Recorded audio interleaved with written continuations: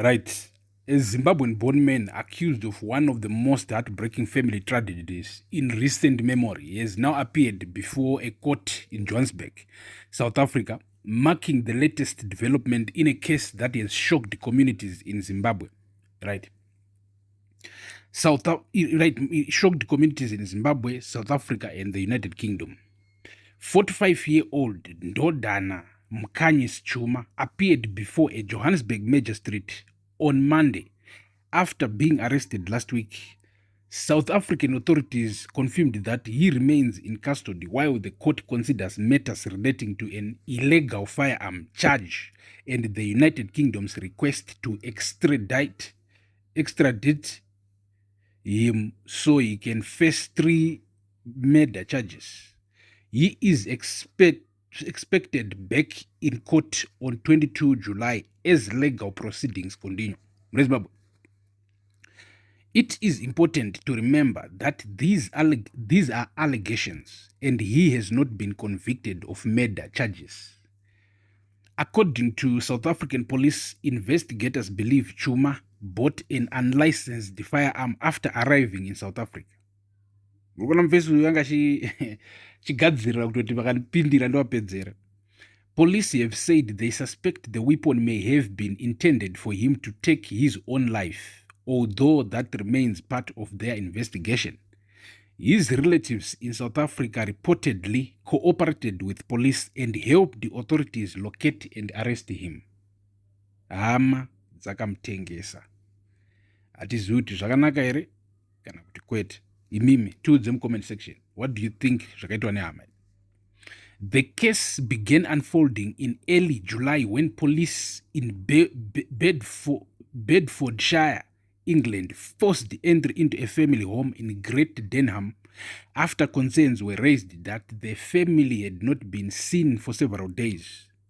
Inside, officers discovered the bodies of Tshuma's wife, 42-year-old Notabo Zandile Tshuma, and the couple's 2 daughters, 15-year-old Natalie and 5-year-old Nala. The discoveries stunned neighbors, friends, and colleagues, many of whom described the family as kind, hardworking, and deeply respected within their community. Police quickly established that Ndodana Tshuma had already left Britain through Heathrow Airport before the bodies were discovered. That finding immediately transformed what had begun as a local murder investigation into an international manhunt involving Bedfordshire Police, the UK's National Crime Agents, Interpol, and South African law enforcement. For several days, authorities appealed directly to Tshuma to surrender. Investigators repeatedly stressed that criminal investigations do not stop at national borders and promised they would pursue every available lead. Those efforts eventually led investigators to Johannesburg, where South African police arrested him on Friday, but only because angatengeswa nehama. British prosecutors have since authorized 3 murder charges, while the UK government has begun the formal process of requesting his extradition so that he can stand trial in England. South African courts must now determine the legal process before any transfer can take place. As news of the arrest spread, tributes continued to pour in for Zandile, Natalie, and Litunala. Friends described Zandile as an intelligent professional who dedicated her career to combating financial crime. Teachers remembered Natalie as a bright and talented student with enormous potential, while Nala was remembered by a school as a cheerful little girl whose smile could brighten an entire classroom.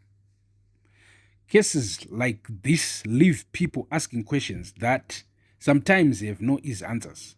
They remind us that from the outside, many families can appear successful and stable, yet hidden struggles may exist behind closed doors.